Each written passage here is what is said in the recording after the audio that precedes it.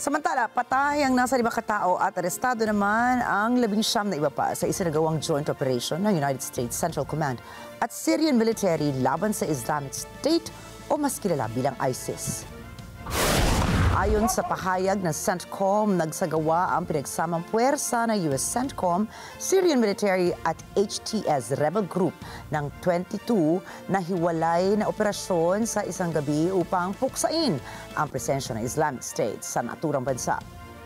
Ang operasyon ay bahagi ng mas malawak na plano matapos sumagda ang Syria sa isang deklarasyon ng kooperasyon laban sa Islamic State kasabay ng pandaigdigang koalisyon. Ginamit ang ulat upang bigyan diin na ang banta ng grupong ito ay hindi pa tapos at magpapatuloy ang pagpapalayas ng ISIS sa Damascus.